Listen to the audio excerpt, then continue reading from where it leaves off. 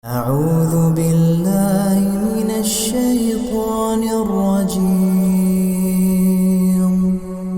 بسم الله الرحمن الرحيم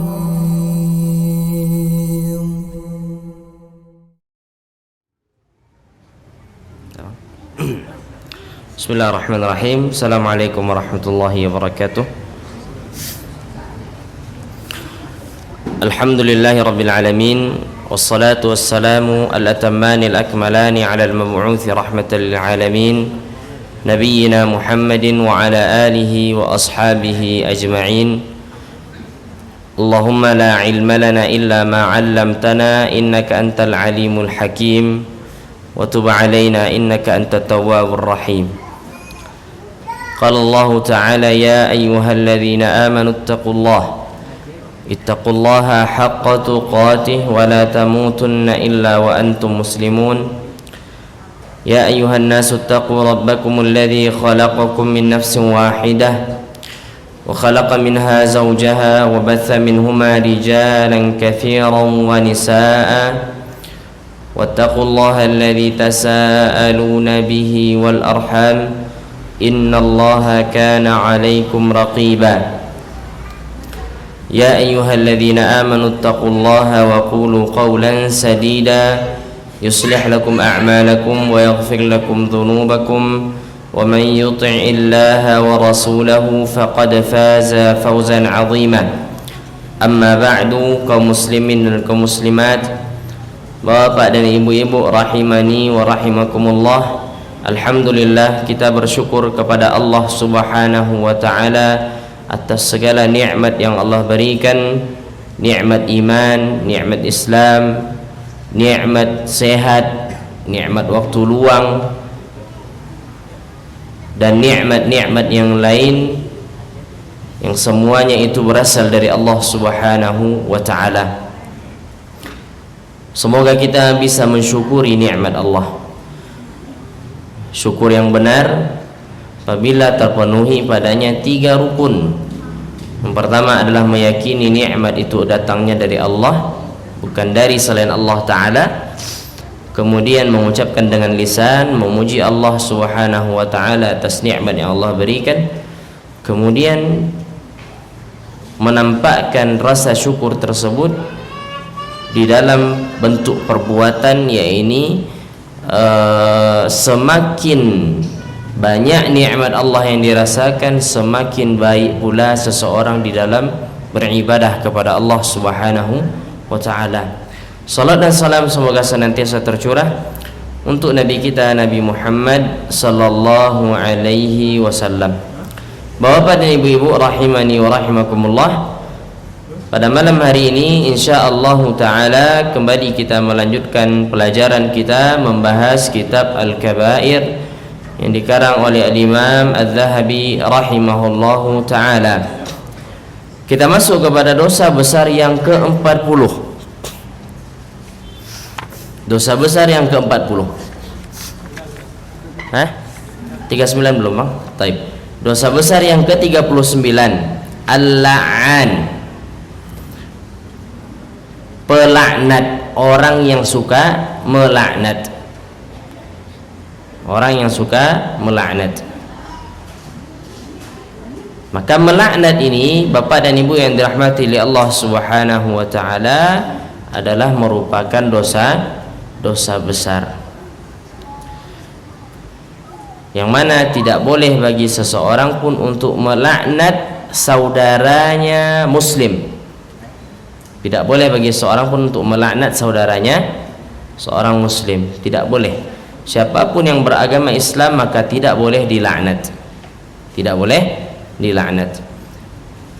Dalil yang pertama yang dibawakan oleh Imam Al-Zahabi rahimahullahu taala adalah hadis muttafaqun alaih, yakni diriwayatkan oleh Imam Al-Bukhari dan Imam Muslim.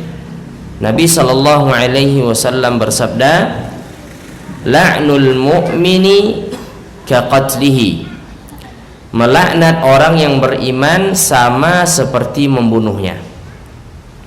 Dan ini sudah kita singgung. Orang yang beriman yang dia cari pada kehidupan dunia ini adalah keberkahan, Orang yang beriman yang dia cari dalam menjalani kehidupan dunia ini adalah keberkahan dari Allah Subhanahu wa taala. Maka ketika hilang keberkahan itu, tidak ada nilai daripada kehidupan seseorang. Kalau keberkahan hidup yang hilang, Bapak dan Ibu yang dirahmati Allah, maka tidak ada gunanya dia hidup. Tidak ada gunanya dia hidup. Usia yang Allah berikan tidak berkah. Waktu yang Allah berikan tidak berkah. Harta yang Allah berikan tidak berkah. Badan yang Allah berikan tidak berkah. Anak yang Allah titipkan tidak berkah. Keluarga tidak berkah. Apa guna hidup lagi? Tidak ada. Maka Nabi SAW memberikan perumpamaan, melaknat orang yang beriman itu sama saja dengan membunuhnya. Jadi Nabi memberikan kesamaan antara melaknat dengan membunuh. Nabi memberikan kesamaan, sama saja antara melaknat dengan membunuh.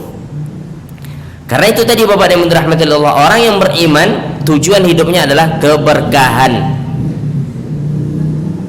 Dia ingin apa? Dia ingin waktu yang Allah berikan berkah, usia yang Allah berikan berkah, harta yang Allah berikan berkah, anak yang Allah berikan berkah, istri berkah. Itu yang mereka inginkan. Bukan hanya sekedar banyak, namun yang mereka inginkan dari kehidupan dunia ini adalah berkah. Sebagaimana doa daripada atau apa yang dikatakan oleh Nabi Isa alaihissalam, wa ja'alani mubarakan aina ma kuntu wa awsani bis salati waz zakati ma dumtu hayya. Allah Subhanahu wa taala menjadikan aku berkah dimanapun aku berada. Ini konsepnya. Dimanapun orang beriman berada, maka yang dia inginkan adalah keberkahan hidup. Bapak dan Ibu dirahmati Allah Subhanahu wa taala. Maka melaknat orang yang beriman itu termasuk daripada dosa besar. Nabi samakan dengan membunuh orang yang beriman. Kemudian dalil yang berikutnya adalah hadis yang dikeluarkan oleh Al-Imam Al-Bukhari dalam kitab beliau Al-Adabul Mufrad. Nabi SAW bersabda, sibabul muslim fusuqun, mencela seorang muslim adalah bentuk daripada kefasikan, wa qitaluhu kufrun, dan membunuh seorang yang muslim itu adalah bentuk daripada kekufuran. Mencela termasuk dari mencela adalah melaknat.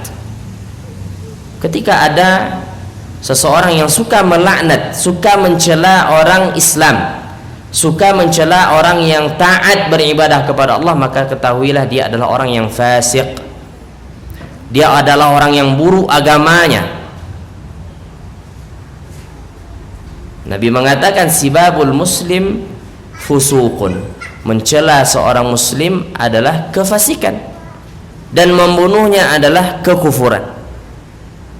Membunuhnya adalah kekufuran. Kaum muslimin, kaum muslimat, Bapak dan Ibu yang dirahmati Allah Subhanahu wa taala. Kemudian dalil yang lainnya, Nabi SAW bersabda, hadis yang diriwayatkan oleh Al-Imam At-Tirmidzi rahimahullahu taala, Nabi mengatakan, la tala'anu bi la'natillah, janganlah kalian melaknat dengan laknat Allah, wala bi ghadabillah, dan janganlah kalian melaknat dengan murkanya Allah, wala bin nar, dan jangan pula kalian melaknat dengan nerakanya Allah Subhanahu wa taala.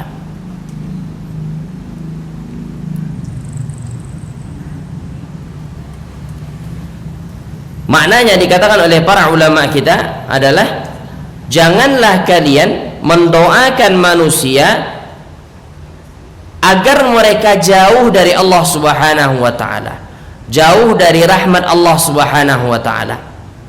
Itu tidak boleh. Tuang-tuang masuk neraka lah nyo. Enggak boleh ini. Ucapan-ucapan seperti ini dilontarkan kepada orang yang beragama Islam. Ya. Atau seorang mengatakan untung-untung atau semoga anak keturunannya melarai. Tidak boleh ini. Doa-doa keburukan ini tidak pernah diajarkan di dalam agama Islam. Walaupun orang itu zalim kepada kita, walaupun orang itu zalim kepada kita, walaupun dia berperilaku buruk kepada kita, ya, walaupun dia mencela kita, maka tidak boleh cela balik. Itu yang diajarkan di dalam agama Islam. Karena Nabi SAW, sebagaimana hadis yang berlalu, Nabi bukan orang yang fahish, orang yang keji, orang yang suka mencela. Tidak boleh. Nabi bukan orang yang pencela, Nabi bukan orang yang pelaknat. Bahkan ketika Nabi SAW diusir, ya, dari kota Mekah, diusir, tidak mau. Ya, orang-orang Mekah itu untuk menerima Nabi, apa Nabi katakan? Rabbighfirli qaumi fa innahum la ya'lamun. Ya Allah, ampuni kaumku karena mereka tidak tahu. Padahal kaum Nabi SAW ketika itu apa? Beragama syirik, musyrik. Tapi apa kata Nabi? Ya Allah, ampuni mereka karena mereka tidak tahu. Nah, seperti itu mulianya akhlak Nabi sallallahu alaihi wasallam. Bapak dan Ibu yang dirahmati oleh Allah Subhanahu wa taala, maka tidak boleh saling melaknat. Tidak boleh. Ya, dikatakan oleh para ulama kita, maknanya adalah janganlah kalian mendoakan manusia untuk jauh dari Allah taala. Tuan-tuan tambah sasek lah nyo. Enggak boleh. Hendaknya seorang mendoakan kebaikan. Mendoakan kebaikan. Bapak yang dirahmati oleh Allah Subhanahu wa taala,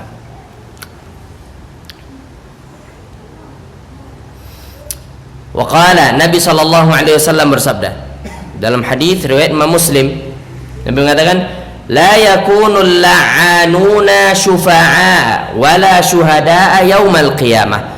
Para pelaknat itu tidak bisa menjadi pemberi syafaat dan tidak bisa pula menjadi saksi pada hari kiamat, karena dia melakukan dosa besar.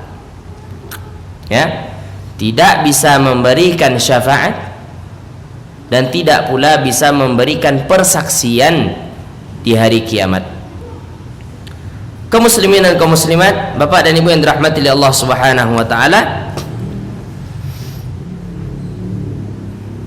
kemudian Nabi sallallahu alaihi wasallam mengatakan dalam hadis, ya, dan hadis ini dikeluarkan oleh Imam Muslim juga, Nabi mengatakan, la yanbaghi lis-sadiq an yakuna la'anan. Tidak layak bagi orang yang berteman untuk melaknat. Ya, la yanbaghi lis-sadiqin an yakuna la'anan. Tidak layak bagi seorang teman untuk menjadi pelaknat. Tidak layak bagi seorang teman untuk melaknat orang lain, untuk melaknat kawannya. Tidak pantas. Ya. Dan orang muslim itu bersaudara. Muslim yang satu dengan muslim yang lainnya berteman. Apa yang mengikat mereka? Keimanan mereka, agama yang sama, syariat yang sama. Maka muslim bersaudara. Orang muslim bersaudara, maka tidak boleh bagi seorang muslim untuk melaknat saudaranya. Ya, tidak boleh bagi seorang muslim untuk melaknat saudaranya.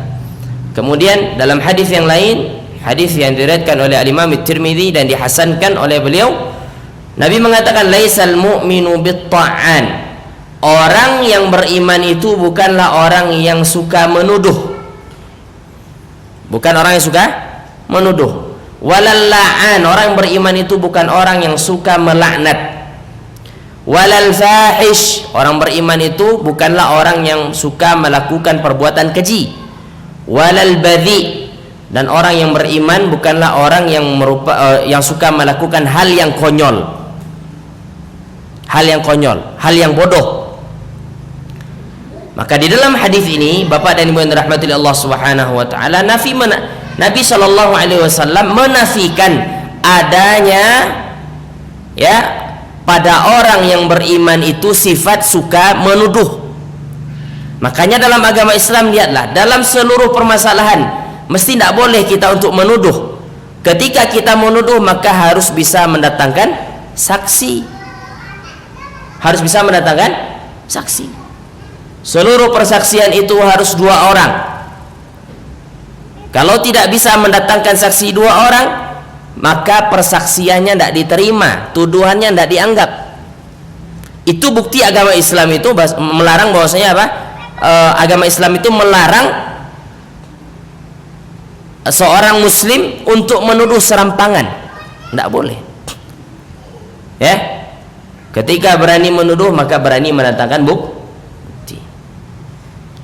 Harus 2 orang. Kalau seandainya ya hanya 1 orang, maka tidak sah, tidak diterima persaksiannya. Kalau seandainya 1 orang laki-laki, 2 orang perempuan, maka diterima persaksiannya, kecuali pada perzinaan. Kalau pada perzinaan, semua saksinya harus laki-laki, 4 orang. Kalau untuk harga diri, maka 4 orang. Ya, kira-kira Bapak dan Ibu rahmati Allah Ta'ala, mungkinkah orang menyaksikan orang berzina 4 orang? Nyoca lihat tuh, weh sekolah, cari lihat tuh, cari lihat. Tidak mungkin kan? Kan nggak mungkin itu. Itu agama Islam, itu buktinya agama Islam menjaga kehormatan seseorang. Sehingga untuk urusan kemaluan ini harus bisa mendatangkan 4 orang saksi. Kalau benar dia lihat 1 orang saja, dia laporkan ke hakim, hakim minta mana 3 orang lagi. Oh, tidak ada Pak Hakim, saya nyalek sendirian. Tidak bisa, tidak diterima persaksiannya walaupun dia benar-benar melihat. Ini menandakan bahwasanya agama Islam itu memang menjaga. Agama Islam itu melarang kita untuk menuduh sembarangan. Kalau menuduh, maka harus ada bukti. Itu kata Nabi SAW. Jadi orang beriman tidak boleh ta'an, menuduh, suka menuduh. Dan orang beriman itu bukan orang yang suka melaknat. Orang beriman itu bukan orang yang suka melakukan perbuatan keji, fahishah. Dan orang yang beriman itu bukan orang yang suka melakukan hal-hal yang konyol, hal-hal yang tidak berfaedah. Bapak yang dirahmati Allah Subhanahu wa taala. Dalil yang lain yang dibawakan oleh Imam Adz-Dzahabi rahimahullahu taala adalah hadis yang diriwayatkan oleh Al-Imam Abu Dawud. Hadis yang diriwayatkan oleh Al-Imam Abu Dawud. Hadis ini adalah hadis yang hasan, ya. Hadis yang hasan. Nabi sallallahu alaihi wasallam bersabda, "Innal 'abda idza la'ana syai'an sa'idatil la'natu ila sama." Sesungguhnya seorang hamba apabila dia melaknat sesuatu, maka laknatnya itu terangkat ke langit. Terangkat ke langit. Fatughlaqu abwabus sama' dunaha. Maka pintu langit itu tertutup. Ya. Pintu langit tertutup. Tsumma ta'khudhu yaminan wa shimalan. Kemudian laknat itu mencari jalan agar bisa menembus langit ke kanan dan ke kiri. Fa idza lam tajid masaghan raja'at ila alladhi lu'ina in kana ahlan lidzalika. Apabila laknat itu tidak bisa menembus langit, maka laknat itu kembali kepada orang, ya, kepada orang yang dilaknat apabila orang yang dilaknat itu berhak untuk dilaknat. Wa illa raja'at ila qailihi. Kalau seandainya orang yang dilaknat itu tidak berhak, tidak pantas untuk dilaknat, maka laknat itu kembali kepada orang yang mengucapkannya. Hati-hati Bapak dan Ibu. Kalau kita menuduh orang, kita melaknat orang, ternyata orang yang kita laknat itu tidak pantas untuk dilaknat, maka laknat itu bisa kembali kepada diri orang yang melaknat. Kan tidak main-main. Kaum muslimin dan kaum muslimat rahimani wa rahimakumullah. Wa qad 'aqaba an-nabiy sallallahu alaihi wasallam allati la'anat naqataha. Nabi sallallahu alaihi wasallam pernah menghukum salah seorang sahabat yang melaknat ontanya.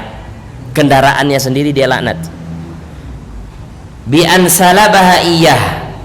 Faqala Imran bin Husain wa Abu Barzah wal haditsu li Imran qala bainama Rasulullah sallallahu alaihi wasallam fi ba'di asfarihi, ketika Nabi sallallahu alaihi wasallam melakukan perjalanan di salah satu safarnya, wa imra'atun minal ansar ala naqatin, dan seorang wanita dari Ansar di atas ontanya, menunggang ontanya, fadajirat fala'anatha, maka dia ini wanita tersebut terjatuh dari ontanya, maka dia pun melaknat ontanya. Fasami'a dzalika Rasulullah sallallahu alaihi wasallam, maka Nabi mendengar apa yang dia ucapkan. Faqala, kemudian Nabi berkata, khudhu ma 'alaiha wada'uha, ambil barang-barang engkau yang ada di atas onta itu dan tinggalkan onta itu. Fa innaha mal'unah, karena onta itu telah engkau laknat, tidak akan mendatangkan kebaikan. Hati-hati ya, melaknat rumah ya. Saja di rumah kau banyak senan malang, banyak musibah nanti jadi. Itu laknat, bentuk daripada apa? Laknat. Atau dilaknat anak, istri melaknat suami, suami melaknat istri. Ya, hati-hati. Nabi saja mendengar seorang wanita yang melaknat untanya, apa kata Nabi? Tinggalkan unta itu karena dia telah terlaknat, karena sebab engkau yang melaknatnya tadi. Bapak yang dirahmati Allah Subhanahu wa taala, hadis ini mengajarkan kepada kita untuk berhati-hati. Jangan karena kesalahan kita kemudian kita laknat anak kita kah, kita laknat kendaraan kita kah, kita laknat rumah kita laknat pasangan hidup kita. Kalau seandainya kita laknat anak kita, Bapak dan Ibu yang dirahmati Allah, maka tidak akan ada keberkahan pada anak itu, melawan anak itu ke kita. Lihatlah betapa banyak anak-anak durhaka, itu sebabnya ulah orang tua. Ulah orang tua. Bisa jadi dahulu anaknya melakukan kesalahan, kemudian dia caci maki, kemudian dia sumpah serapah kepada anaknya. Kemudian setelah anaknya besar, anaknya membalas apa yang dilakukan oleh orang tua. Maka itu realita yang terjadi, Bapak dan Ibu. Anak durhaka itu dilahirkan dari orang tua yang durhaka. Anak yang durhaka dilahirkan dari orang tua yang durhaka. Apa bentuk kedurhakaan orang tua? Tidak dia didik anaknya. Anaknya melakukan kesalahan, dia laknat. Oh, berarti orang tua ini sudah durhaka kepada anak.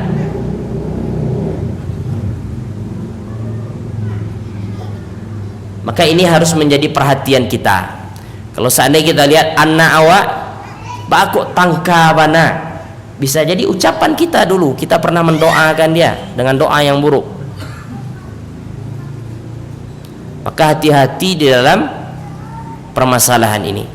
Jangan mudah di dalam melaknat, ya. Jangan mudah dalam melaknat. Karena kalau seandainya kita laknat istri kita, kita juga yang akan merasakan dampak buruknya. Kalau istri melaknat suami, istri pula nanti akan menderita. Rakyat melaknat pemimpin, kita juga yang menderita. Kaum muslimin dan kaum muslimat rahimani wa rahimakumullah. Maka orang Islam tidak boleh suka melaknat. Lihat orang salah sedikit keluar ucapan laknat, mungkin tidak boleh, tidak layak ada pada diri orang yang beriman, tidak layak ada hal ini ada pada diri orang yang beragama Islam. Waqala Imran, berkata Imran, yang perawi hadis mengatakan, ka'anni anzuru ilaiha al-an tamshi fin nas ma ya'ridu laha ahadun. Dikatakan oleh Imran, maka aku melihat wanita itu berjalan finnas, di hadapan manusia, ma ya'ridu laha ahadun, ma ya'ridu laha ahadun. Afwan, aku melihat onta itu berjalan di hadapan orang, tidak ada orang yang mau ngambil. Kenapa? Karena orang tahu ini onta sudah dilaknat. Kalau awak mumpung Ini di zaman Nabi ini, onta itu tunggangan yang mahal di zaman Nabi, Bapak dan Ibu. Tunggangan yang paling kuat itu onta. Dia bisa berjalan di padang pasir sekian lama, tidak butuh makan, tidak butuh minum. Onta. Karena orang Arab mengatakan onta itu adalah kapalnya padang pasir, Safinatus Sahra. Tapi ketika dia telah dilaknat, tidak ada orang yang mau, tidak ada sahabat yang mengambilnya. Padahal itu sudah dilepaskan, ya, sudah dilepaskan. Maka kata Imran bin Husain, maka aku melihat onta yang ditinggalkan oleh wanita tadi, dia berjalan di hadapan manusia, tidak ada orang yang mau mengambilnya. Karena orang takut ini onta sudah dilaknat, kalau diambil nanti tidak akan mendapatkan keberkahan dari onta tersebut. Bapak yang dirahmati Allah Subhanahu wa taala.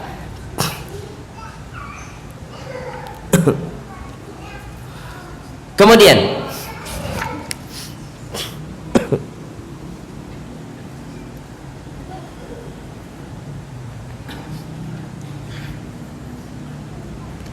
Al-Imam An-Nawawi rahimahullahu taala mengatakan, beliau mengatakan innama qala hadza zajran laha wa li ghairiha. Kenapa Nabi sallallahu alaihi wasallam mengatakan kepada wanita tadi, tinggalkan unta itu karena engkau telah melaknatnya. Nabi ingin memberikan, ya, Nabi ingin memberikan pelajaran untuk wanita tadi dan untuk selain wanita tadi agar tidak mudah melaknat. Wa kana qad sabaqa nahyuha wa nahyu ghairiha 'anil la'ni. Dan padahal sebelumnya Nabi sallallahu alaihi wasallam telah memberitahu bahwasanya orang beriman tidak boleh melaknat. Tapi wanita ini keceplosan, dia laknat untanya. Maka akhirnya Nabi sallallahu alaihi wasallam menghukum wanita ini dengan mengatakan apa? Lepaskan unta engkau ini. Pelajaran bagi yang lain, jangan mudah melaknat. Kalau engkau melaknat barang kau, tinggalkan langsung, buang. Itu kata Nabi sallallahu alaihi wasallam. Kaum muslimin, kaum muslimat, Bapak dan Ibu yang dirahmati Allah Subhanahu wa taala. Kemudian hadis yang lain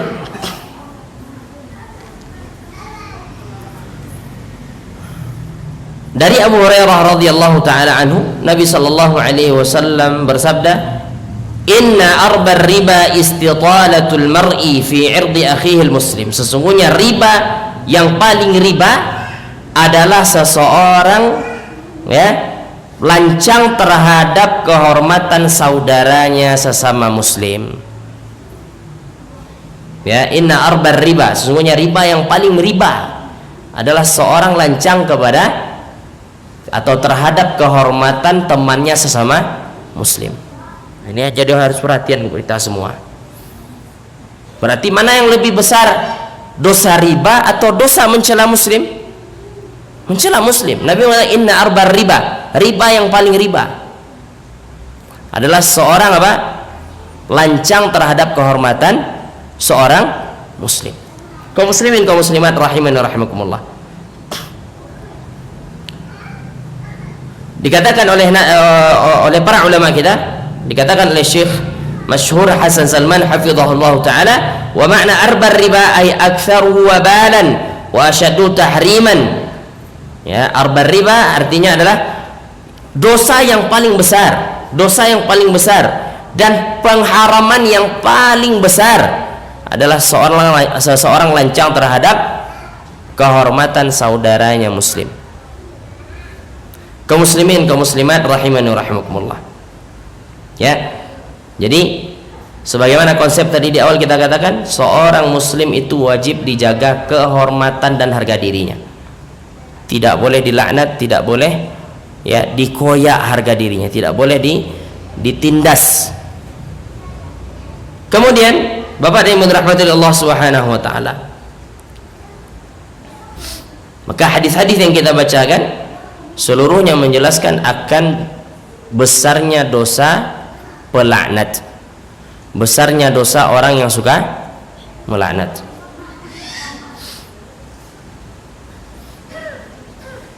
Dan kita perlu berhati-hati. Kadang-kadang kita tanpa sadar kita melaknat seorang, Mencari orang kencang-kencang bu onda, balantak je lah nyunda. Ya tak? Tak boleh ini. Ini melaknat namanya ini. Ya. Maka hati-hati. Ya, pandai kita menjaga lisan kita, karena dosa yang paling banyak itu menjerumuskan manusia ke dalam neraka apa? Lisan dan kemaluan. Kadang-kadang orang mengucapkan satu kata saja yang dianggap itu biasa, bisa jadi satu kata itu yang akan menjerumuskannya ke dalam neraka. Maka hati-hati dalam berbicara, ya, hati-hati dalam berbicara. Kaum muslimin, kaum muslimat rahimani wa rahimakumullah, kita masuk kepada dosa besar yang ke-40. Dosa besar yang ke-40, al-ghadiru bi amirihi wa ghairu dzalika. Orang yang berkhianat terhadap pemimpinnya. Berkhianat maknanya sini adalah memberontak, tidak mentaati pemimpin dalam hal yang ma'ruf. Itu merupakan dosa besar.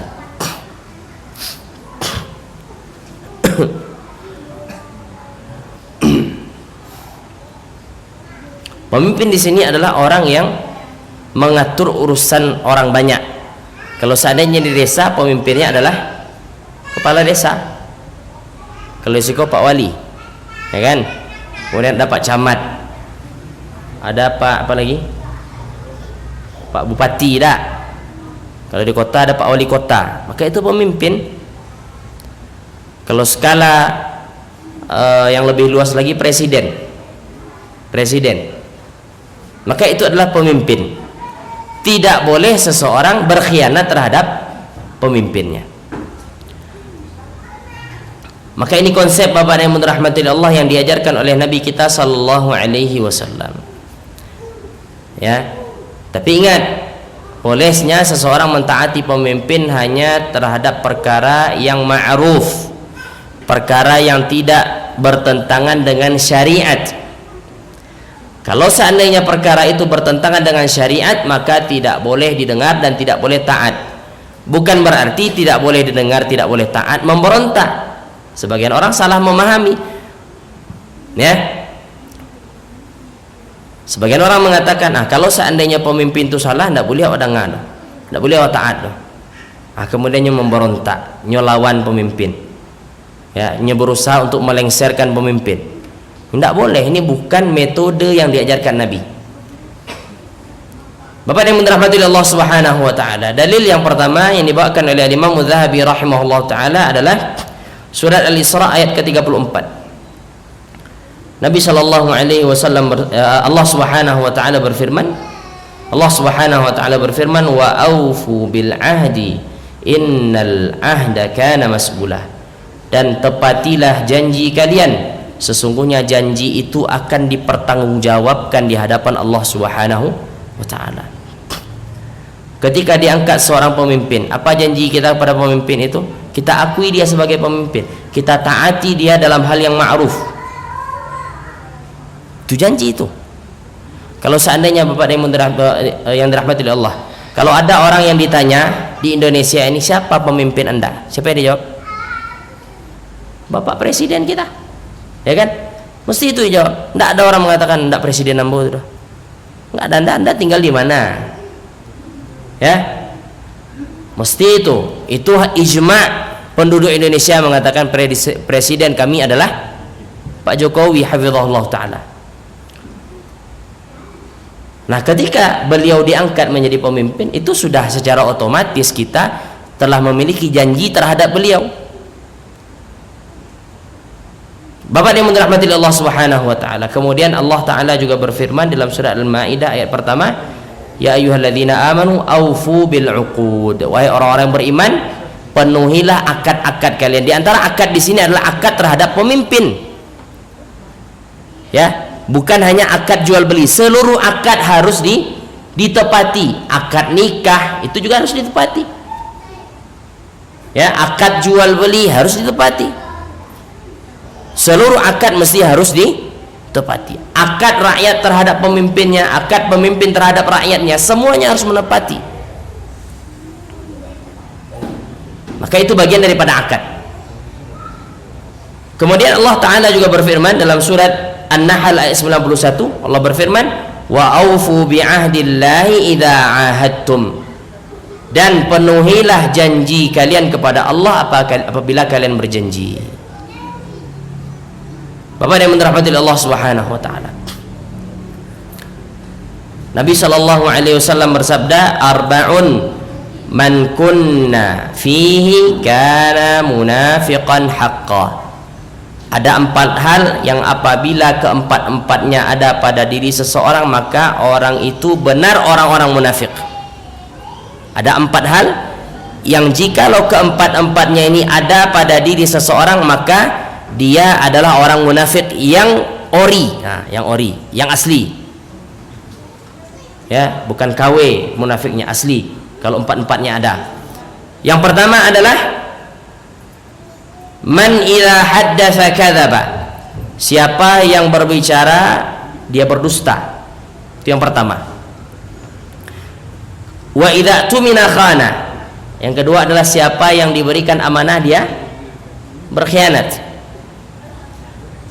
Wa idza ahada ghadara, siapa yang berjanji dia mengingkari janjinya. Wa idza khasama fajara, apabila dia bermusuhan maka dia sulit untuk berbaikan, sulit untuk berdamai. Apabila 4 ini ada pada diri seorang, maka dia munafik original. Bukan KW1 ini ya, ori, asli. Pertama, kalau dia berbicara dusta. Kedua, kalau diberikan amanah berkhianat. Ketiga, kalau berjanji ingkar, berkhianat. Kemudian yang keempat, kalau seandainya ya terjadi atau berselisih sama orang, sulit untuk berdamai, sulit untuk memaafkan. Maka kalau 4-empatnya ada pada diri seseorang, maka dia adalah orang munafik.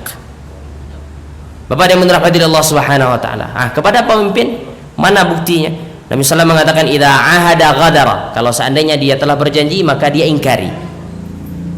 Ya. Masuk padanya di sini apa? Berjanji terhadap penguasa.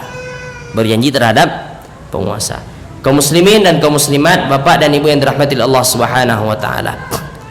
Kemudian dalam hadis yang lain riwayat Imam Muslim, Nabi sallallahu alaihi wasallam bersabda, likulli ghadirin liwa'un yaumal qiyamah.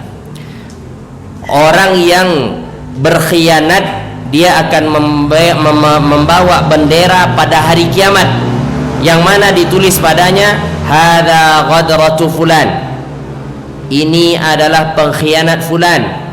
Ala wala ghadira a'zama ghadran min amiri 'ammatin, ketahuilah tidak ada pengkhianatan yang lebih besar daripada pengkhianatan terhadap pemimpin kaum muslimin, pemimpin orang banyak. Itu khianat paling besar dosanya. Bapak yang dirahmati Allah Subhanahu wa taala, ini kita katakan tadi, ini adalah bagian daripada akidah. Ini bagian daripada pola beragama yang diajarkan oleh Nabi sallallahu alaihi wasallam. Sebagian orang bapak dan yang dirahmati Allah mengatakan, kalau pemimpinnya zalim, boleh awak caci maki pemimpin tu. Itu berarti dia telah berkhianat. Berarti dia telah berkhianat terhadap pemimpinnya. Atau kalau seandainya pemimpinnya zalim, boleh saja kita memberontak, kata sebagian orang. Kemudian kita bawakan misalnya hadis-hadis tentang wajibnya mentaati pemimpin. Dia katakan kalau pemimpinnya saleh wajib kita taati, tapi kalau pemimpinnya tidak baik maka tidak boleh kita taat. Siapa yang mengatakan seperti itu? Nabi sallallahu alaihi wasallam ketika berbicara tentang pemimpin, maka Nabi SAW mengkaitkan, ketika engkau mendapati adanya pemimpin seperti ini, maka sabar, kata Nabi. Itu menandakan apa? Pemimpin itu, pemimpin yang kita butuh sabar terhadapnya, itu adalah pemimpin yang banyak kekurangannya. Pemimpin yang zalim misalnya, maka harus bersabar. Tidak boleh apa? Mencaci maki, atau waliyadzubillah sampai berencana untuk membunuh pemimpin. Maka ini tidak layak Ini dosa besar Bapak yang dirahmati Allah Subhanahu wa taala. Kemudian Nabi sallallahu alaihi wasallam bersabda dalam hadis yang diriwayatkan oleh Imam Al-Bukhari, Allah taala berfirman, ini yang dinamakan dengan hadis qudusi. Allah berfirman, "Salasatun ana khasmuhum yaumal qiyamah." Ada 3 orang yang aku menjadi musuh mereka pada hari kiamat. Yang pertama adalah rajulun a'ta bi thumma ghadara. Seseorang memberikan karenaku kemudian dia ingkar, kemudian dia mengingkari. Yang kedua, wa rajulun ba'a bi hurran fa akala thamanah. Seseorang menjual orang yang merdeka dan dia makan hasil dari menjual orang yang merdeka tadi. Orang merdeka tidak boleh diperjualbelikan. Yang boleh diperjualbelikan di masa itu adalah budak. Kalau orang merdeka tidak boleh diperjualbelikan. Nah, kalau seandainya diperjualbelikan, maka harta yang dia makan adalah harta yang haram. Kemudian yang ketiga, wa rajulun istajara ajiran fastawfa minhu wa lam yu'tihi ajrah. Orang yang menyewa seseorang, orang yang menyewa seseorang untuk melakukan satu pekerjaan dan pekerjaannya sudah selesai sementara gajinya tidak diberikan. Allah akan memusuhi 3 orang ini. Yang pertama tadi apa? Orang yang memberikan, orang yang berjanji kemudian dia ingkar. Kemudian yang kedua, orang yang menjual orang yang merdeka kemudian dia makan harta itu. Dan yang ketiga adalah orang yang menyewa orang lain untuk bekerja, pekerjaannya sudah selesai sementara upahnya tidak dibayarkan. Nah, ini bagi para bos ini tolong diperhatikan. Orang sudah kerja maka berikan haknya, walaupun misalnya dia kerja cuma 15 hari, ya tidak sampai sebulan, tetap dia memiliki hak karena dia telah bekerja selama 15 hari. Berikan haknya, tidak boleh tidak diberikan upahnya. Kalau tidak diberikan upahnya maka ya orang seperti ini telah melakukan dosa besar. Kaum muslimin dan kaum muslimat, bapak dan ibu yang dirahmati Allah Subhanahu wa taala. Dalil berikutnya, Nabi sallallahu alaihi wasallam bersabda, "Man khala'a yadan min ta'atin laqiya Allah yaumal qiyamati wa la hujjata lahu wa man mata wa laysa fi 'unuqihi bai'atun mata maitatan jahiliyah." Nabi mengatakan, siapa yang melepaskan ketaatan dari pemimpinnya, maka dia akan berjumpa dengan Allah pada hari kiamat dalam keadaan dia tidak memiliki argumentasi, tidak bisa berhujjah, tidak bisa beralasan. Itu kalau seandainya orang melepaskan ketaatannya dari pemimpin. Waman mata, dan siapa yang mati sementara dia tidak berbaiat kepada pemimpin, maka dia mati dalam keadaan mati jahiliyah. Nah, ini ingin kita luruskan bapak dan ibu yang dirahmati Allah. Masing-masing kelompok mengatakan Anda harus berbaiat kepada pemimpin kami. Kalau Anda baiat kepada buya kami, hati-hati, hadis Nabi mengatakan apa? Mati dalam keadaan mati jahiliyah. Maka bukan itu maksudnya. Masing-masing kelompok bapak dan ibu yang dirahmati Allah ketika mengajak orang, maka dia katakan Anda harus berbaiat kepada khalifah kami, Anda harus berbaiat kepada pemimpin kelompok kami. Supaya apa? Supaya benar keislaman Anda, karena dalam agama Islam itu harus sudah baiat. Dia pakai hadis ini, Pak. Maka kita katakan hadis ini adalah hadis yang menerangkan bahwasanya baiat itu harus kepada pemimpin kaum muslimin. Ya, pemimpin kaum muslimin. Itu maknanya apa? Presiden kita. Bukan justru apa? Pemimpin kelompok A, kelompok B, kelompok C. Bukan itu maknanya. Nah, kelompok-kelompok yang ada itu membawakan hadis ini untuk mengajak orang membaiat pemimpinnya. Itu ada, Pak. Kemudian dikatakan siapa yang mati dan tidak ada baiat, maka dia mati jahiliyah. Ini hadisnya benar tapi penempatannya salah. Tidak setiap orang bawa hadis itu, Pak, benar penempatan hadisnya. Yang dia bawakan hadis juga dari Nabi Sallallahu Alaihi Wasallam, tapi pemahaman terhadap hadis ini yang keliru. Maka beragama itu Pak bukan hanya sekedar membaca hadis saja. Beragama itu membaca hadis dan memahami hadisnya harus benar, ya kan? Harus benar dalam memahami hadis. Bukan ambo kan lihat dulu hadisnya Ustaz. Bukan hanya sekedar ada hadisnya. Pemahaman kita terhadap hadis ini bagaimana? Ini buktinya tadi orang salah dalam mengamalkan hadis ini. Insyaallah kita lanjutkan setelah salat Isya. Wa sallallahu wasallam wa baraka ala nabiyina Muhammad. Assalamualaikum warahmatullahi wabarakatuh.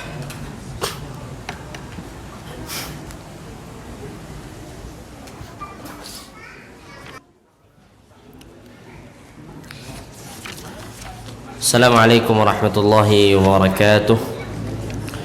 Alhamdulillah wassalatu wassalamu ala Rasulillah wa ala alihi wa ashabihi wa man walah, wala haula wala quwwata illa billah. Amma ba'du. Kaum muslimin dan kaum muslimat, bapak dan ibu yang dirahmati oleh Allah Subhanahu wa taala, kita lanjutkan kembali pembahasan dosa besar yang ke-40.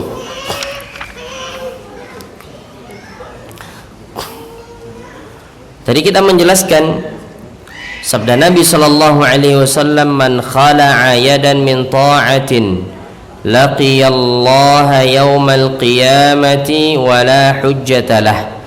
Siapa yang melepaskan ketaatan dari seorang pemimpin, maka dia akan berjumpa dengan Allah Ta'ala pada hari kiamat dalam keadaan dia tidak memiliki hujjah. Wa man mata wa laysa fi 'unuqihi bai'atun mata maitatan jahiliyah. Siapa yang meninggal dan di atas pundaknya tidak ada bai'at, maka dia mati ya dalam keadaan mati jahiliyah. Maka bapak dan ibu yang dirahmati Allah Subhanahu wa taala, maksud dari hadis ini adalah baiat terhadap pemimpin kaum muslimin, bukan baiat terhadap pemimpin kelompok. Ya. Kita mungkin pernah ditawarkan bapak dan ibu yang dirahmati Allah untuk membaiat seseorang yang ditokohkan di kelompoknya. Maka ketahuilah, kalau seandainya ada orang yang mengajak kita seperti ini, ketahuilah apa yang akan ya diajarkannya kepada kita adalah kesesatan. Apa? Kesesatan. Kalau ada orang mengajak kita mengaji, syaratnya harus baiat kepada pemimpin dulu, maka sudah bisa dipastikan pengajian itu adalah pengajian yang sesat. Karena Nabi Shallallahu Alaihi Wasallam tidaklah pernah mengajarkan kita untuk berbaiat kepada kelompok tertentu. Yang diajarkan Nabi apa? Berbaiat kepada pemimpin kaum muslimin. Bapak dan ibu rahmati Allah Subhanahu wa taala, hadis yang berikutnya yang dibawakan oleh Al-Imam Al-Zahabi rahimahullahu taala adalah hadis yang dikeluarkan oleh Al-Imam Muslim di dalam kitab sahihnya. Dari Abdullah bin Amr ibn al-As radhiyallahu taala anhuma, Nabi bersabda, man ahabba an yuzahzaha 'anil nari wa yudkhilal jannah. Siapa yang ingin untuk dijauhkan dari api neraka dan dimasukkan ke dalam surga, falta'tihi maniyatuhu wa huwa yu'minu billahi wal yaumil akhir. Maka ketika dia mati, dia beriman kepada Allah dan hari akhir. Wal ya'ti ilan nas alladhi yuhibbu an yu'ta ilaihi. Dia menyukai kepada manusia apa yang dia sukai untuk dirinya. Dia ingin dirinya mendapatkan kebaikan dan dia ingin pula berarti manusia mendapatkan kebaikan. Dia ingin terhindar dari musibah, maka dia pun ingin manusia atau kawannya terhindar dari musibah. Kemudian dikatakan oleh Nabi, waman baya'a imaman, siapa yang membaiat imam, imam maknanya di sini adalah pemimpin, fa'atahu safqata yadih, dia memberikan tangannya, maknanya berbaiat, wa thamrata qalbih, dan dia berikan hatinya, falyuti'hu in istata'a, maka hendaknya dia mentaati pemimpin tersebut semampunya. Fa in jaa'a akhar yunazi'uhu, kalau seandainya ada orang lain yang mencoba untuk mengambil kepemimpinan tersebut, fadribu 'unuqal akhar, maka bunuh dia. Apa kata Nabi SAW? Kalau seandainya sudah ada pemimpin, sudah dibaiat pemimpin itu, ya, kemudian datang orang mencoba untuk merebut kepemimpinan tersebut, maka orang yang akan merebut itu boleh dibunuh. Berarti dia sebagai bughat, pembangkang. Bapak yang dirahmati Allah Subhanahu wa taala. Karena permasalahan ini, Bapak yang dirahmati Allah, adalah permasalahan yang sifatnya umum. Ya, kalau seandainya ada orang mencoba atau ada sekelompok manusia mencoba untuk memberontak kepada pemimpin, apa yang akan terjadi? Keamanan hilang. Keamanan hilang.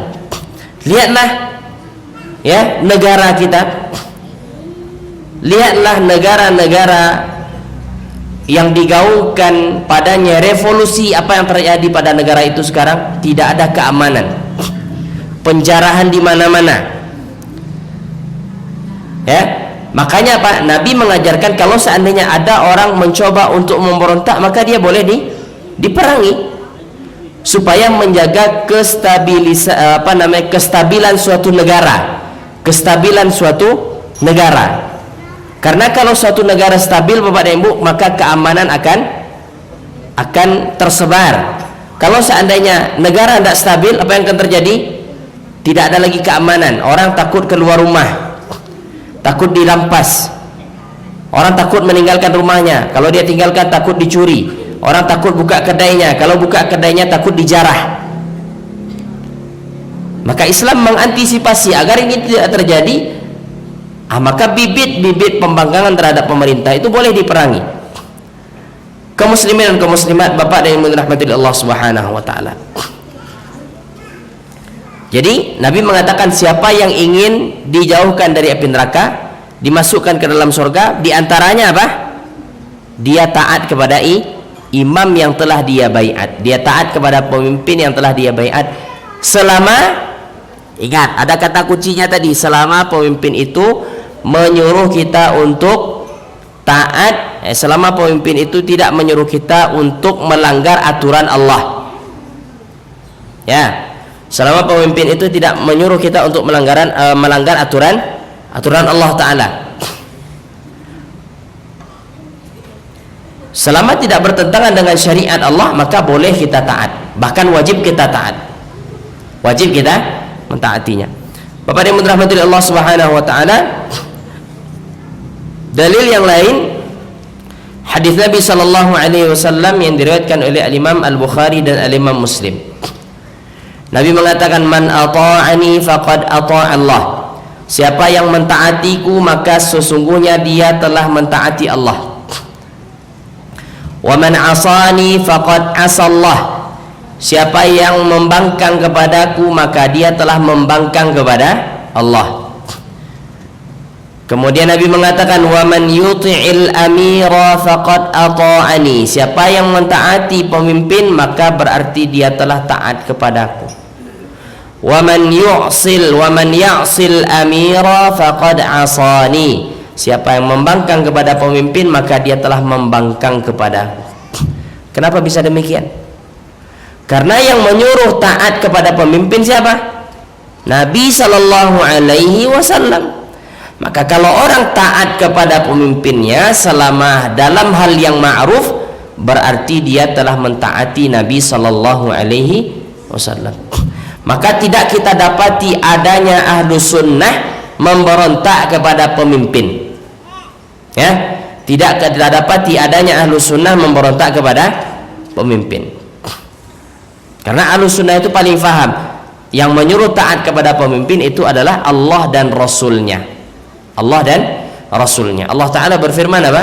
Ya ayyuhalladzina amanu ati'ullaha wa ati'ur rasula wa ulil amri minkum.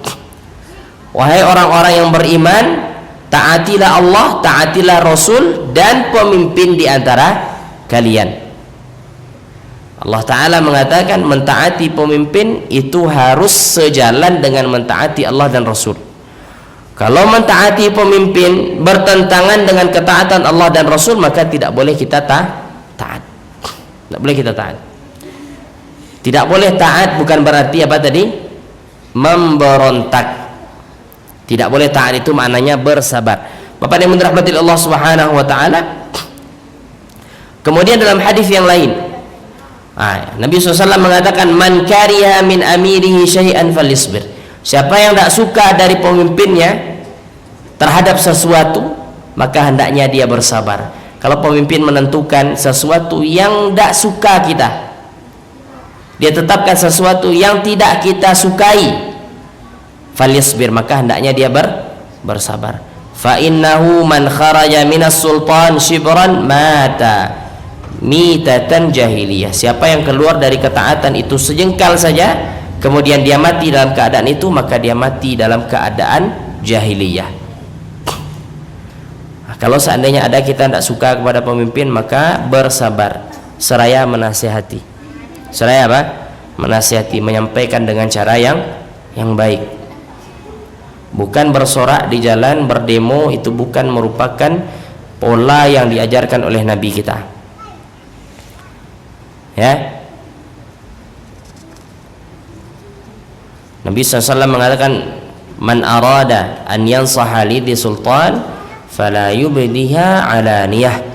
Siapa yang ingin menasihati pemimpin, maka jangan dia nampakkan terang-terangan. Jangan dia nampakkan terang-terangan. Jangan mengomentari, memberikan nasihat kepada pemimpin, ya, berteriak-teriak di jalan. Ini tidak akan sampai kepada maksud yang diinginkan.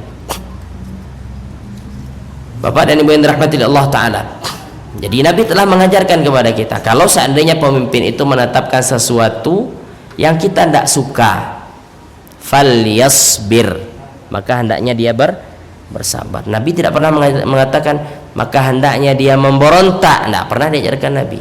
Nabi mengatakan falyasbir, maka hendaknya dia bersabar. Bapak yang dirahmati Allah Subhanahu wa taala, dalil yang terakhir pada bab ini kita bawakan adalah hadis yang sahih yang dikeluarkan oleh Imam Al-Bukhari. Nabi SAW bersabda, man hamala alaina silaha falaysa minna. Siapa yang membawa pedangnya kepada kami untuk berperang, maknanya, maka bukan termasuk golongan kami. Siapa yang memberontak, maka bukan termasuk golongan Nabi SAW. Itu dia Bapak yang dirahmati Allah. Kalau seandainya kita membaca sejarah, tidak ada ya kebaikan dari revolusi, tidak ada. Bacalah sejarah Bapak dan Ibu, apa yang terjadi di negara kita, apa yang terjadi di negara-negara yang sudah revolusi kata mereka, tidak ada kebaikan. Lihatlah ya daerah-daerah yang terjadi pemberontakan revolusi, tidak ada kebaikan di situ. Yang ada justru keburukan. Yang awalnya dia memberontak itu tujuannya untuk apa? Supaya rakyat makmur. Ternyata setelah pemimpin lengser, rakyat tambah melarat. Rakyat tambah melarat. Kenapa bisa demikian? Karena mereka menempuh metode yang tidak pernah diajarkan Nabi. Sebaik-baik metode siapa? Nabi SAW. Di masa tabi'in, Bapak yang dirahmati Allah, ada seorang pemimpin yang bengis bernama Hajjaj bin Yusuf Al-Thaqafi. Hajjaj bin Yusuf Al-Thaqafi. Dia diberikan gelar oleh orang yang hidup di masanya dengan As-Saffah, orang yang haus darah. Hajjaj bin Yusuf ini pemimpin. Dia suka membunuh. Kalau orang yang tidak sependapat dengan dia, dia perangi, dia bunuh, dia tumpahkan darahnya. Maka dia digelari dengan As-Saffah. Nah, di masa itu Bapak yang dirahmati oleh Allah Ta'ala, ada salah seorang yang bernama Ibnul Ash'ath. Ibnul Ash'ath ini mencoba membisikkan kepada rakyat ketika itu agar memberontak, ya, agar memberontak. Mereka mengatakan Hajjaj zalim, dia suka menumpahkan darah, dia tidak berlaku adil. Akhirnya apa? Rakyat pun terhasut, dan sebagian daripada para ulama pun ikut serta dalam hal itu, kecuali beberapa orang saja. Di antaranya adalah Al-Imam Mutarrif bin Abdullah Asy-Syakhir rahimahullah ta'ala, dan Al-Imam Al-Hasan Al-Basri hidup di masa itu juga.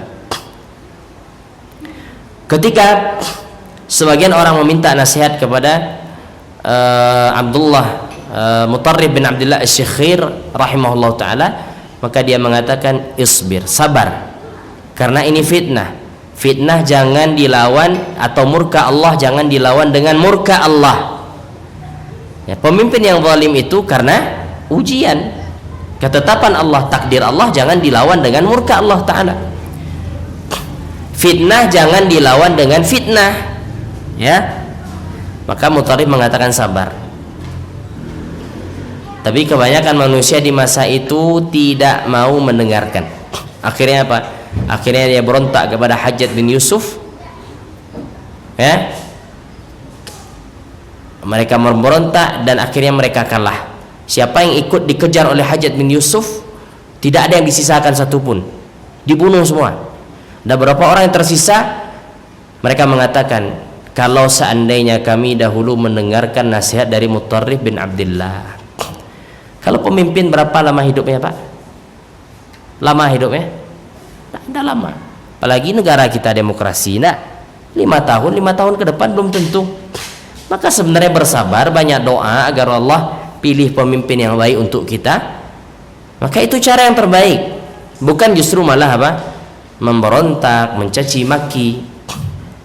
Kita berharap dahulu, ya, setelah habis masa kepemimpinan Bapak ini akan muncul, kita berharap ada pemimpin yang baik. Sampai sekarang tidak ada pula. Manusia berharap pemimpin adil, soleh, bertakwa. Nah, gimana? Sementara rakyatnya tidak soleh, rakyatnya tidak bertakwa. Dikatakan pemimpin sekarang suka apa namanya itu?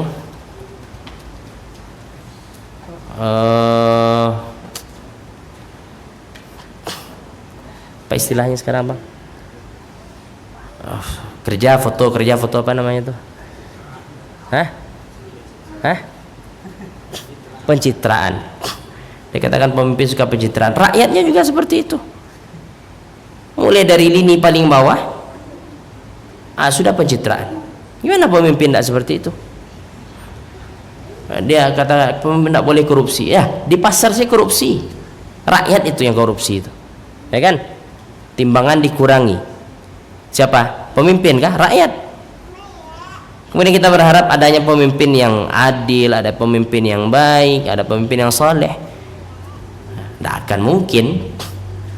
Terlebih negara demokrasi, mana yang banyak itu yang menang. Kalau seandainya orang buruk yang banyak, maka orang buruk yang akan jadi pemimpin. Seperti itu. Berbeda dengan sistem yang diajarkan oleh Islam. Dalam Islam itu namanya syura, musyawarah.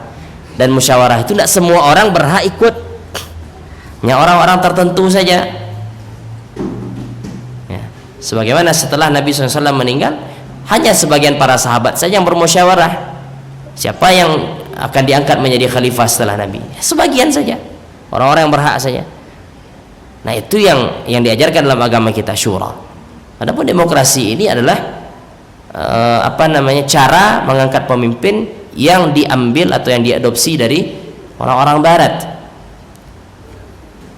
Dan pada hakikatnya demokrasi ini tidak ada keadilan, tidak ada keadilan. Nama atau suara profesor sama dengan suara orang tidak sekolah, ya kan? Suara orang saleh sama dengan suara orang maksiat, kan tidak adil tuh, ya. Nah, kalau syura yang diajak bermusyawarah itu hanya sebagian orang saja. Bapak yang dirahmati Allah Subhanahu wa taala. Maka itu tuntunan dalam agama kita terhadap permasalahan pemimpin. Tidak boleh seseorang berkhianat terhadap pemimpinnya. Berkhianat terhadap pemimpin adalah merupakan dosa besar. Wallahu taala alam. Itu yang bisa kita sampaikan. Dan tidak ada pertanyaan kayaknya. Ada Bang? Sudah ada kertasnya atau baru dibagikan Bang? Oh sudah ada. Sini, oper sini.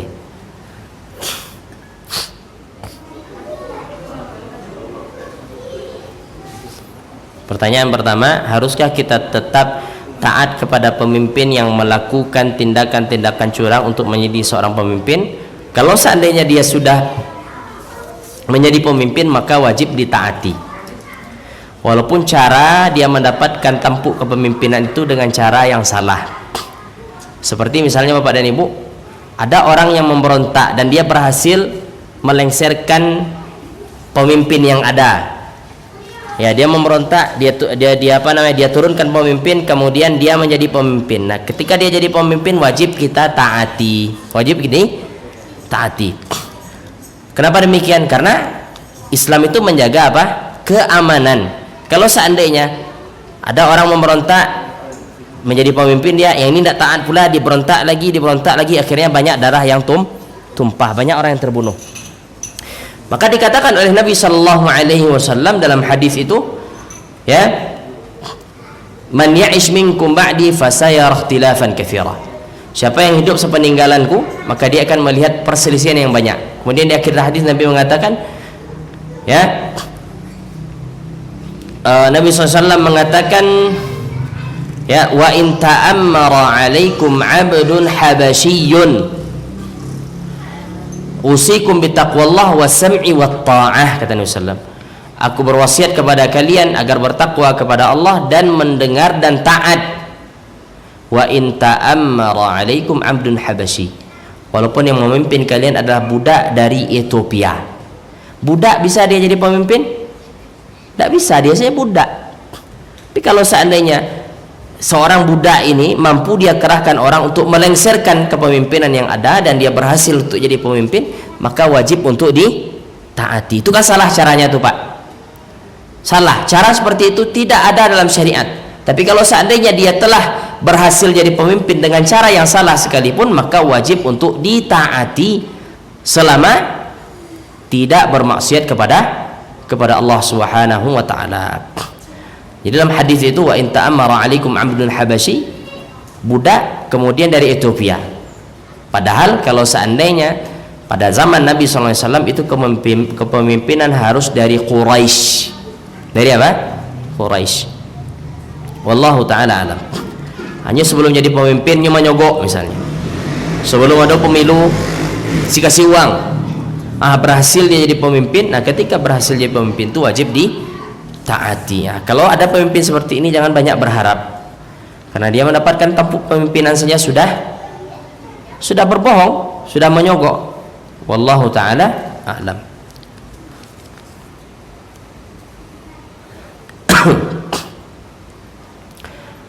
Apa perbedaan antara fasik dan kufur? Kalau fasik itu dia lebih kepada maksiat, dia tidak mengingkari tapi dia bermaksiat.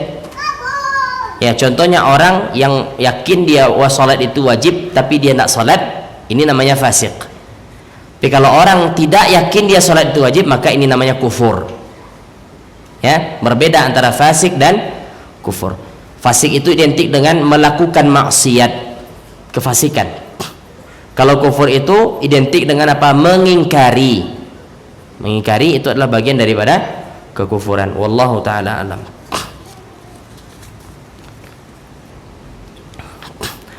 Apakah wajib taat kepada pemimpin perusahaan atau kantor tempat kita bekerja? Wajib. Bagian daripada pemimpin. Dan bagaimana kalau pemimpin perusahaan tersebut seorang yang kafir? Wajib ditaati selama tidak bertentangan dengan ketetapan Allah. Kalau dia katakan, seluruh karyawan saya wajib masuk jam 8 pagi, pulang jam 5 sore, maka dia wajib datang jam segitu. Tapi kalau seandainya pemimpin perusahaannya mengatakan, saya tidak izinkan seorang pun dari karyawan saya untuk melaksanakan salat, tidak wajib ditaati ini. Ya, karyawan yang bekerja di sini tidak ada jam istirahat untuk salat, maka tidak wajib ditaati ini. Kenapa? Karena bertentangan dengan apa yang Allah tetapkan. Kalau ada pemimpin perusahaan mengatakan bagi pekerja wanita tidak boleh pakai jilbab, nah tidak boleh dia taat. Ya, wallahu taala alam. Wallahu taala alam. Ya. Sebenarnya Bapak Ibu dirahmati Allah, dalam urusan kerja ini urusan yang lapang. Kenapa? Karena urusannya urusan muamalah. Ya, boleh misalnya kita jadi karyawan orang kafir, boleh, tidak ada masalah. Boleh. Ya. Selama apa yang dia tetapkan bagi karyawannya tidak bertentangan dengan aturan Allah. Nah, kalau seandainya pemimpin perusahaannya orang kafir, kemudian pada hari Natal mereka dikatakan wajib seluruh karyawan kami ini untuk merayakan, maka tidak boleh taat. Tidak boleh taat. Wallahu taala alam.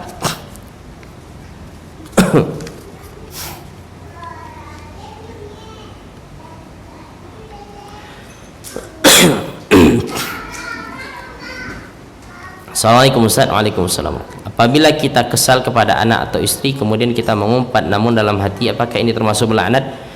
Allah tahu apa yang kita bisikkan dalam hati, Allah tahu. Maka ini jangan sampai ada Pak, ya, rasa kesal. Kalau seandainya marah dengan istri, cepat istighfar, ya, atau keluar dari rumah agar kita tidak melaknat. Kalau seandainya marah dengan anak, tidak mungkin rasanya kita untuk tahan, pergi. Jangan malah melaknat, jangan malah mengupat atau menggerutu dalam hati. Ya, wallahu taala alam. Assalamualaikum. Waalaikumsalam. Berdosakah kita ketika terdengar azan subuh tapi kita masih tidur dikarenakan badan letih dan mengakhirkan sholat? Kalau seandainya dia dengar kalau dia dengar azan subuh dia tidak bangun, dia dengar dia, maka dia berdosa. Dia berdosa. Beda Pak, ada orang yang benar-benar tidak dengar, maka ada uzur di sini. Ada uzur di sini. Ya. Tapi kalau seandainya 5 minit sebelum azan nyolah tak jago, nyolah cari jam. 5 minit lagi kalau lok mah, nyolah lok balik. Kau jago jam 6:30, nya berdosanya. Ya. Dosa dia mengakhirkan salat. Wallahu taala alam. Jadi dibedakan antara tertidur dengan sengaja tidur. Nah, kalau orang tertidur itu memang tidak sadarnya tuh. Lah azan orang tidak terdengar. Lah di jagoan tidak jago. Ya lalu lah bentuk orang mati mana? Tidak jago, tidak menggarik di jagoan, dorong-dorong tidak menggarik. Berarti orang ini ada uzur. Ya. Tapi kalau seandainya di jagoannya gitu waktunya lalu balik. Berdosonya. Bisa kita pahami ini? Sekarang kita sebagian kita tidak paham makna tertidur dengan sengaja tidur. Kalau lah jagonya lalu balik berarti sengaja lalu. Tapi kalau seandainya lalu jam 9 malam atau jam 10 malam, kemudian masuk waktu subuh tidak terdengar semuanya dan tidak ada orang yang menjagokan, tidak ada orang membangunkan, maka orang ini tidak berdosa. Kenapa? Karena tidak dengan kehendak dia, tidak dengan kehendak dia. Wallahu taala alam.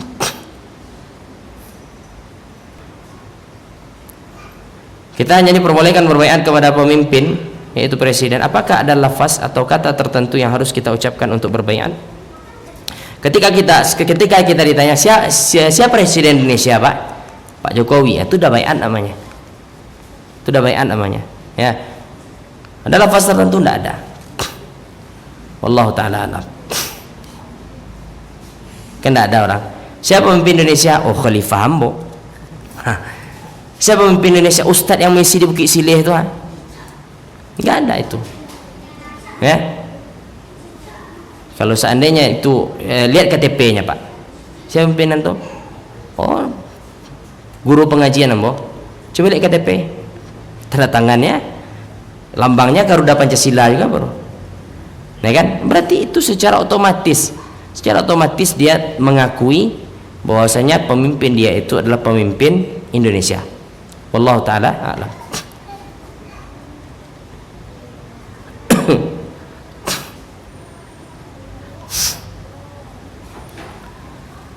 Assalamualaikum Ustaz.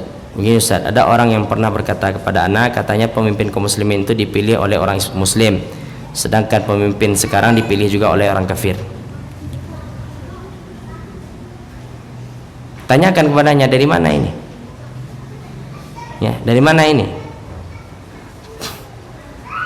Tadi kan kita sudah katakan, ya, walaupun cara pemilihannya adalah terlarang, kalau seandainya dia sudah diangkat menjadi pemimpin, maka itu adalah pemimpin kaum muslimin. Walaupun caranya salah. Walaupun caranya dengan memberontak, tidak sah itu sebenarnya. Pemberontakan itu apa? Tidak boleh, tidak halal. Tapi kalau dia berhasil dan dia menjadi pemimpin, maka ketika itu wajib ditaati, ya. Ini orang-orang yang berpendapat seperti ini biasanya orang-orang yang terobsesi untuk jadi pemimpin, ya. Dia inginnya apa? Dia yang jadi pemimpin, nyonyo inyo yang jadi presiden, ya. Kalau orang lain jadi presiden, tidak pemimpin kaum muslimin tuh. Kalau naninyo, wah. Kalau nan kelompok inyo, wah, kau nan Islam sebenarnya. Allahul musta'an. Assalamualaikum Ustaz, afwan izin bertanya, seperti ada contoh kata-kata atau bahasa melaknat sama kaum muslimin, seperti apa? Terkadang kita terhalang di jalan karena orang kawinan dengan ya merungui dalam hati. Apakah itu termasuk melaknat? Lihat merunguinya apa bentuknya. Dan kau kawinan di jalan kau bahaya dan tak ditutup kau. Ya. Enggak boleh nih kawinan di jalan. Nikahan di jalan ni banyak dosanya. Menghalangi orang. Ya. Kalau tidak ada uang, jangan dipaksa. Kalau ada uang, sewa gedung. Orang aman dari gangguan kita. Kalau tidak awak bersanang-sanang orang tak gaduh. Ya kan? Nan orgennya lah, nan tendanya utamakan jalan. Dan parkir otonya sembarangan. Ini kezaliman. Ya. Bahkan di zaman ini Pak, jalan raya saja bisa dimakan sebelah untuk baralek. Jalan umum, jalan raya, bukan jalan komplek lagi, bisa dimakan sebelah.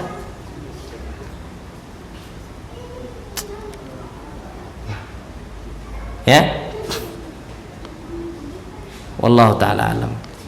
Semoga Allah berikan hidayah kepada semua.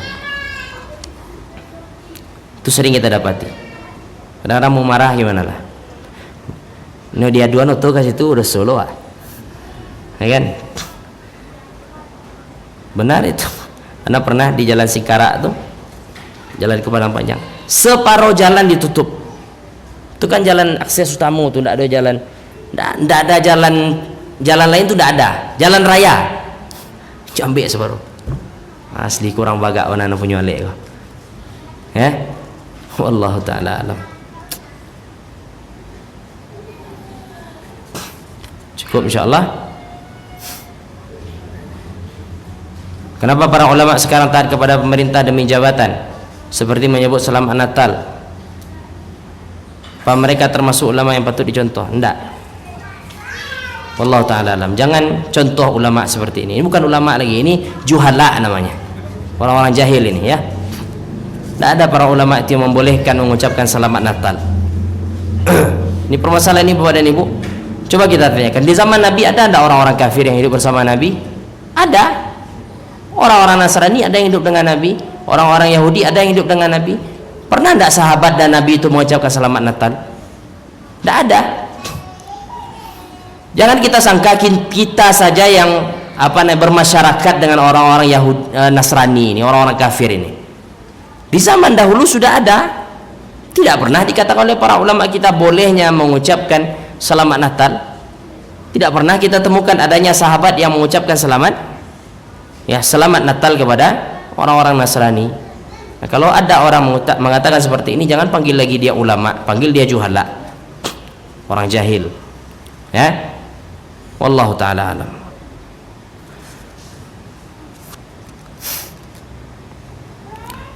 Cukup, insyaallah kita lanjutkan pada pertemuan yang akan datang. Pertanyaan yang tidak anda jawab berarti tanyakan nanti ke ustaz yang lain. Sallallahu wasallam wa baraka ala nabiyina Muhammad wa ala alihi wa sahbihi ajma'in. Subhanakallahumma bihamdika asyhadu an la ilaha illa anta astaghfiruka wa atubu ilaik. Mohon maaf atas segala kekurangan dan kekhilafan. Assalamualaikum warahmatullahi wabarakatuh.